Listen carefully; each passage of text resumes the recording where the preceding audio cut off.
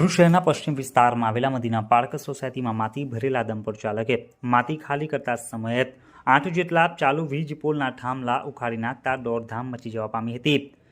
ઘટના બાદ ડમ્પર ચાલક ડમ્પર મૂકીને સ્થળ પરથી ફરાર થઈ ગયો હતો। ઘટનાની જાણ થતાં જ વીજ કર્મચારીઓ તાબડતોડ સ્થળ પર દોડી આવી વીજ પુરવઠો બંધ કરીને સમારકામ કાર્ય હાથ ધર્યું હતું।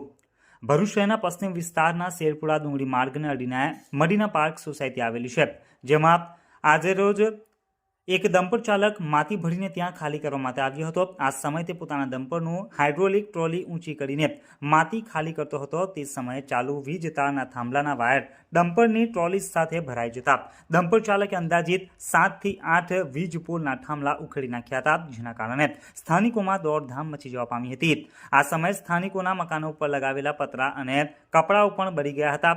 ઘટના બાદ લોકો પોતાના ઘરોની બહાર દોડી ગયા હતા।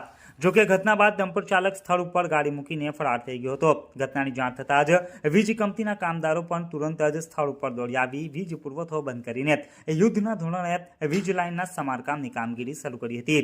ઉલ્લેખનીય છે કે જો ઘટનામાં કોઈ જાનહાનિ સર્જાઈ હોત તો જવાબદાર કોણ? બાદશાહ છે, મદીના પાર્ક સોસાયટીનો રહેવાસી છું, મદીના પાર્કનો સેક્રેટરી છું।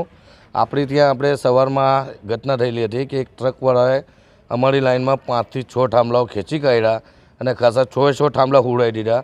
મોટો અકસ્માત થતો બચી ગયો કે કોઈને જીવની માનહાનિ થઈ નથી, ખાલી અમુક નુકસાન થયું છે, જે કોઈના પતરા કપડાં એ બધું બળી ગયું છે અને કોઈ જાનહાનિનું નુકસાન થયું નથી। ઇન્શાલ્લાહ બચી ગયા।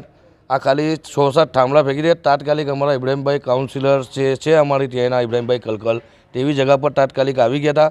અમારા ઉપપ્રમુખ છે, સભ્યો છે, બધા જ તાત્કાલિક આવી ગયા હતા જગ્યા પર અને જીબી વાળા બી તાત્કાલિક આવીને બધું બંધ કરાવી ને બધું કામગીરી ચાલુ કરી દીધી। ઇન્શાલ્લાહ 2-3 કલાકની અંદર લાઈનો બી ચાલુ થઈ જાય, થાંભલા ઊભા કરી દેવામાં આવશે। ઓકે, ડમ્પર ચાલકને પકડાયેલો છે ને ડમ્પર મુકાવેલું છે, ચાલક નાહી ગયેલો છે ડ્રાઈવર, પણ એ ડમ્પરિયું આપણે પકડીને અહીંયા સોસાયટીમાં જ મૂકેલું છે। ઓકે।